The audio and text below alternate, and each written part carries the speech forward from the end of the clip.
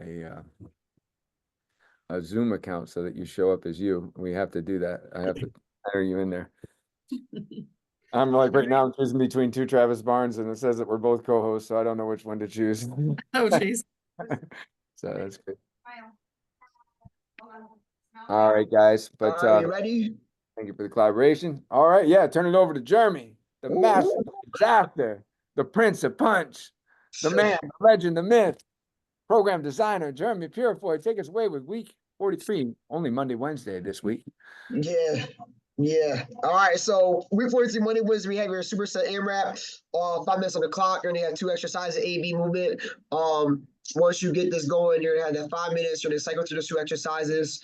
Again, as many times as possible with the 2 exercises, working for 10 reps. Now, again, if you work with heavier weights, you can encourage that. You can go anywhere you want to work on strength, go anywhere from 5 to 8. More endurance, you go anywhere from 10 to 15. Coach them up. You talk to them how they want to train. Is their workout? They can train the way they want to work. On AMRAP. So good strength week or days are like the AMRAP ones. All right.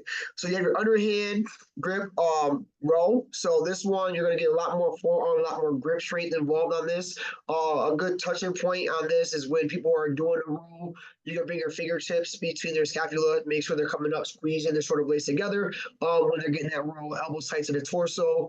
I always say when you're doing a row, have like a chainsaw motion, so it's not just like you don't want to have the chicken wings like as you're getting that row coming up to the hip, back down. So you get more lat engagement, like you're starting a chainsaw this way, not just straight up. All right. So elbow tight to the side, and you're gonna work the grip strength. So that's exercise 1, exercise B. You're gonna work with the mini bands. Now this one, you do not need to go crazy heavy, like with the mini bands on the wrist, and you're doing that neutral grip press. You're gonna really fire up the shoulders. It is a lot harder than it looks, right? So working with the bands, you're gonna get the mini band resistance. As you come up, neutral grip, hip bridge, or you can keep your lower back foot on the floor. For members that don't want to go to the floor, I recommend having like a box. If you have the benches, use a box and benches for them to go onto. If you're not going to work with the floor as you work with that press. If they have any issues with that, it becomes too aggressive. They can even work with the mini bands on their wrists as they stand up. They can just still come out, get that squeeze, come back in, still fire the shoulders on that one, but taking up the weight and intensity of the floor with that press. Definitely should not be doing like, I mean, there's no reason to go like 55 and up, for your strongest people. I don't know who you have, but because it is a tough movement.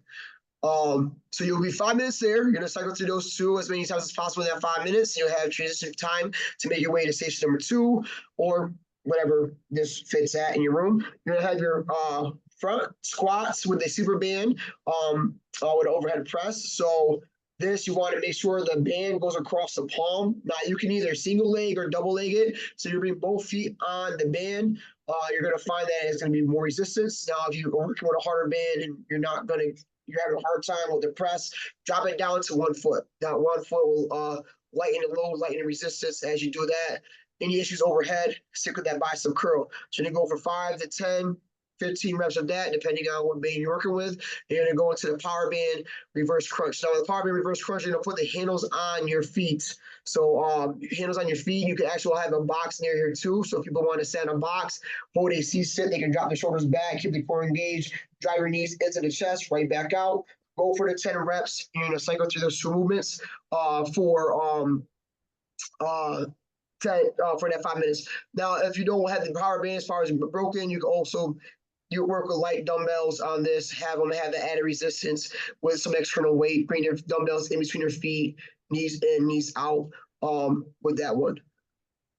You can give them to like you give them as an aiming point, like they show that they're extending. So go down to their level, have your hand out, have them drive their heel to your hand, fully extend, back in, right? So you find somebody that's like going half repping, give them an aiming point to touch your hand, right? So that could be an engagement tip for that exercise.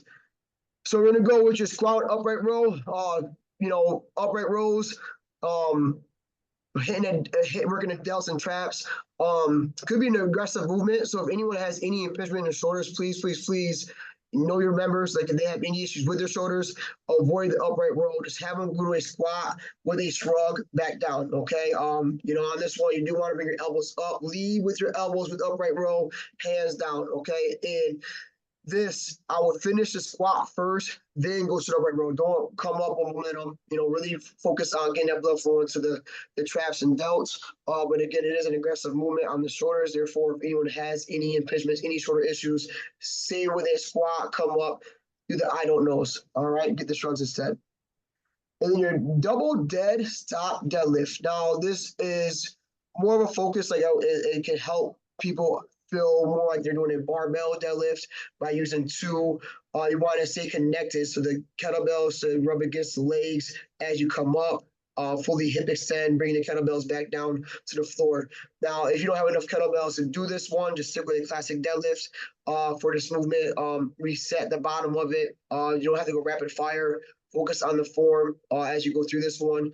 And again, it shouldn't be like hitting the ground back up. Like come get that pull, lock your hips in, don't hyperextend. Pull hip extension at the top, come back down to the floor, reset your hands, and then pull back up. Protect that back. You can do some twerking motion because a lot of times people confuse a bend with a squat. So like, you know, you're out on Friday night, twerk it out, you know, as a bend.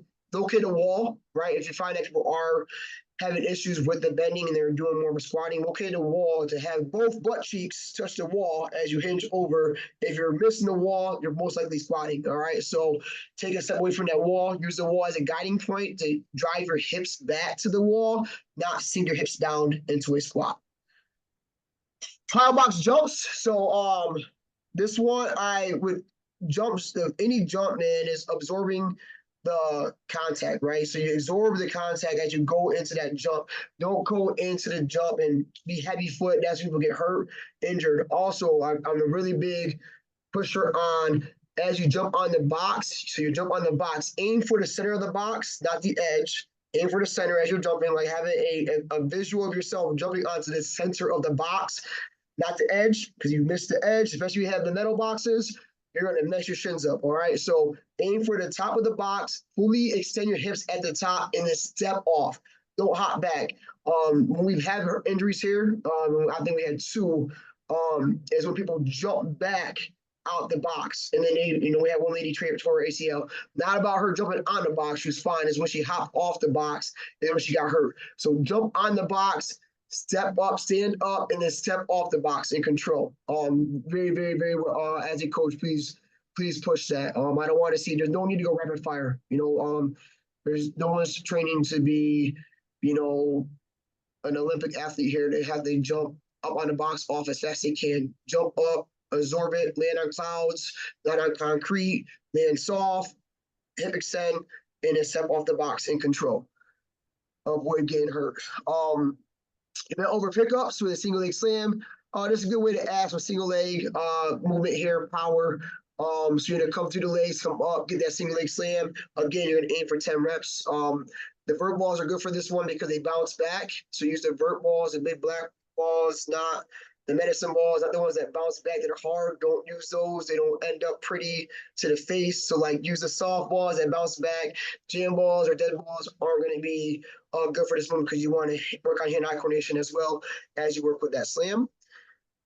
And then you have your TRX, pikes, and knee tuck. This could be a decision that, as a coach, to be mindful to be around to help people get their feet into the fandles. So getting that pike in action to that knee tuck, drive the hips high.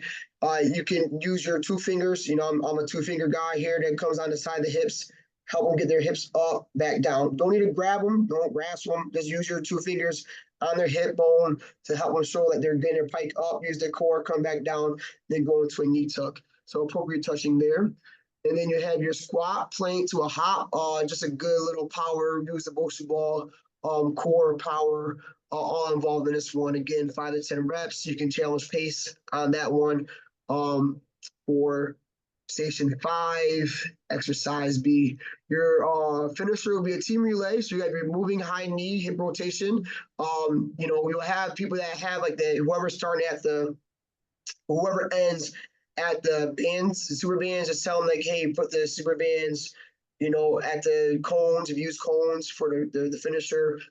Same with the jam balls. You can use the vert balls for that too. Don't need the jam balls. You can just keep the vert balls out since they're out.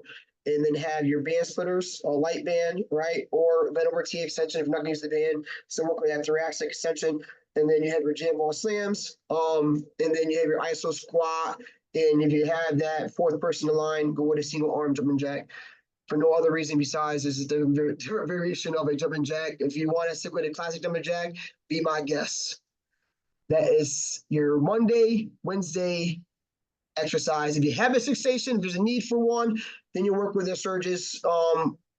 Surges, you got sandbags, you have your side-to-side swings on your core jackknife V-up reset. So that'd be a 6 station if needed, is not recommended or required, I should say, required for this workout.